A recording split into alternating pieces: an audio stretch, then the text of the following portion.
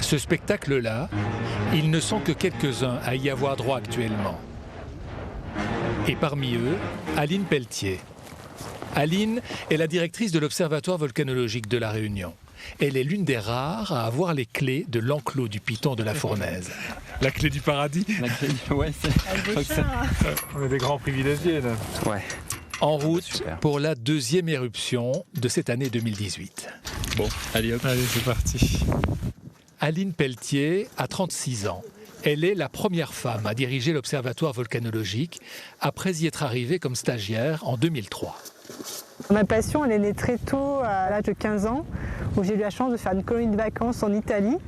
Et la colonie de vacances passait par la Sicile et par ses volcans actifs comme l'Etna et le Stromboli. Et j'ai eu la chance de voir ces deux volcans en éruption. Et depuis ce jour-là, j'ai toujours voulu en savoir plus sur les volcans et j'ai voulu faire ce métier de volcanologue. Depuis, Aline n'a cessé d'arpenter les pentes escarpées du Piton de la Fournaise.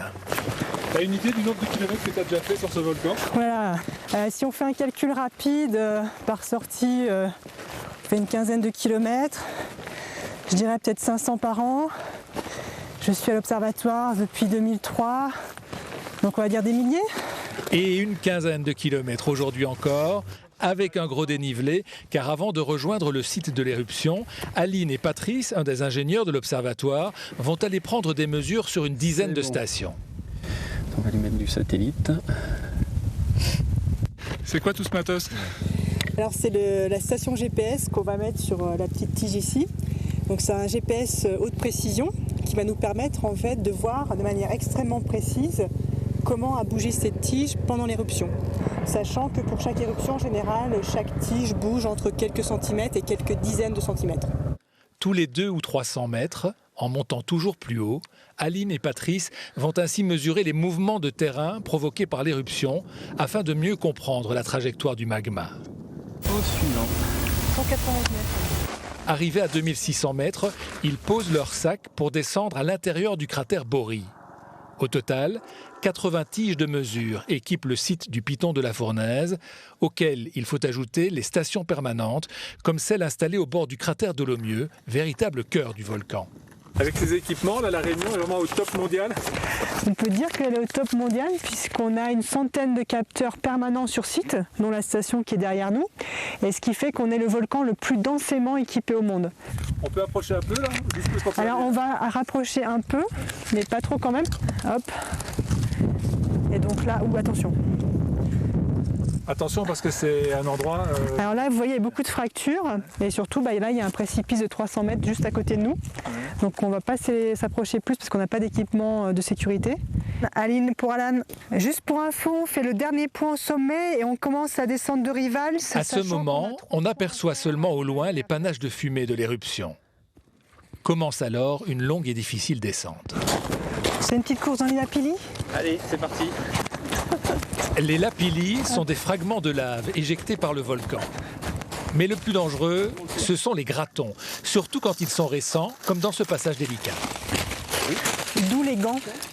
Il faut savoir que la roche volcanique, plus de 50% c'est de la silice, donc c'est comme du verre. Donc si on pose sa main, on se coupe. Donc c'est important de mettre des gants dès qu'on touche la roche volcanique. Et c'est ainsi que finalement... Là on devrait voir pas mal, là, je pense. L'équipe arrive au premier point de vue sur l'éruption. Voilà. Donc le site éruptif. Ah, ça a bien changé quand même. Hein. Car ce matin, une seule bouche éruptive semble encore active, alors qu'il y a 48 heures, 3 cônes projetaient de la lave. Celui du bas, apparemment, donc c'est éteint, il n'y a plus rien qui s'échappe.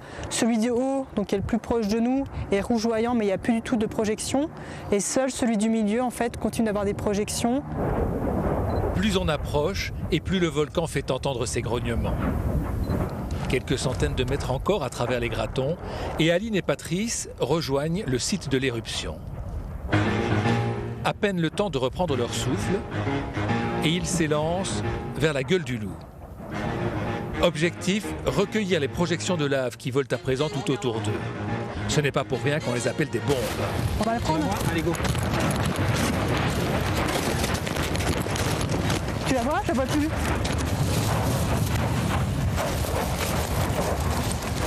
Là, attention. Ouais, ça dégueule là. On va reculer un peu. ça va loin ça. Ah là, c'est dans l'or. Attention. Pour nous. Hop. C'est Allez, bon, là. c'est là. Là. Allez, on recule. Attention derrière. Hop.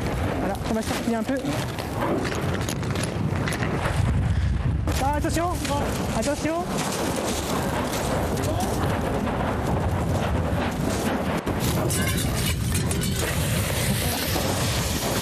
Aline, il y a quand même une grosse prise de risque là. Non, comme tu as vu, à chaque fois qu'il y a une plus grosse explosion, on se retire.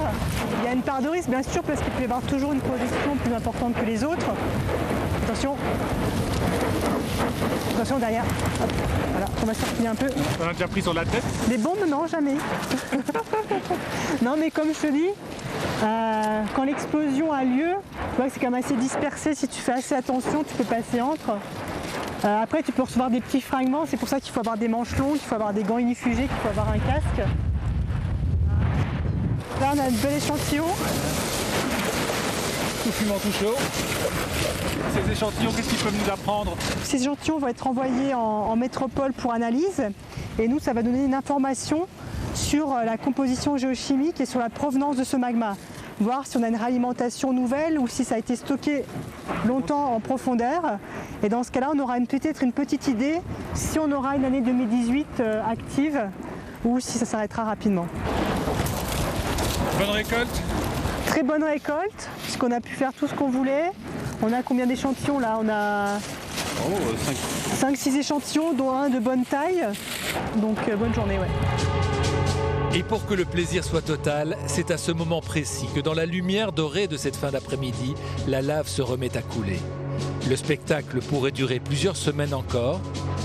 Il peut aussi s'arrêter en quelques secondes.